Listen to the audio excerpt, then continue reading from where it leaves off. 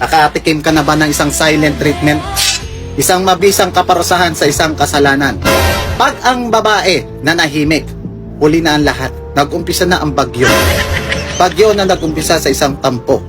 Kung sa tingin mong tama ka, mali ka. Dito, makakaramdam ka ng pagbigat ng katawan nang wala ka namang sakit. Hindi ka makakain kahit gutom ka. Dito, masusubok ang tibay ng daliri at kamay mo sa pagtawag ng telepono. Swerte ka na kung di ka patayan ng telepono.